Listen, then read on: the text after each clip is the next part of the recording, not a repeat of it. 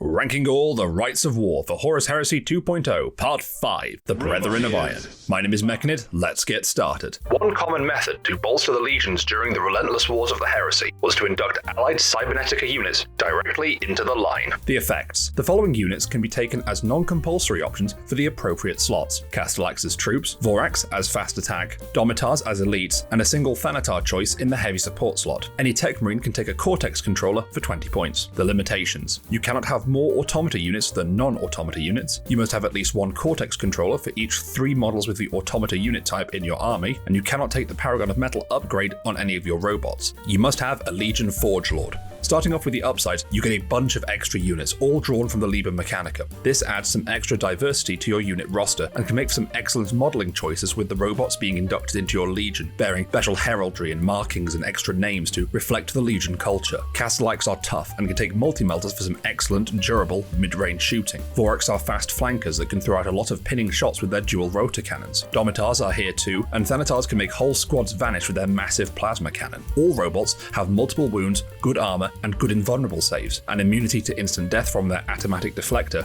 and fearless by virtue of being robots. However, there are some downsides. First off, not giving your robots your Legion traits is a big one. Missing out on these traits means that your bots are no better than any of the other robots, and you can't make any special combos therein. Also, while being robots and you don't have access to some of the Mechanicum rules, you're not going to be able to make reactions with them. Furthermore, programmed behavior forces your bots to shoot at and charge the nearest enemy unit, which can lead you to wasting your attacks on poor targets. However, getting to take Cortex controllers on your Tech Marines is a good workaround, as it lets you get around that programmed behavior and letting your bots act normally. But at 20 points a pop, this can get expensive fast, while also making your Tech Marines targets of high priority. On top of that, having to take both a Legion Forge Lord and a Praetor or Delegatus to unlock this Rite of War will leave you with only a single HQ slot to play with, greatly limiting your options and likely soaking up a lot of points at the same time. And by not gaining any form of line or other Legion synergies, this means that your robots are point for point less effective than an equal amount of points worth of Space Marines. Space Marines will shoot as good as bots and fight better, with no robot having a weapon skill better than 4.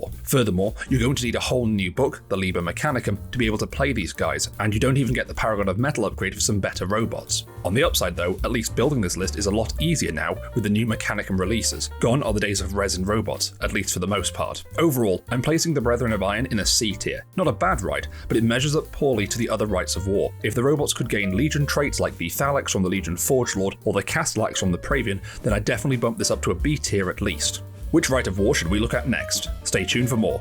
My name is Mechanid, thanks for watching.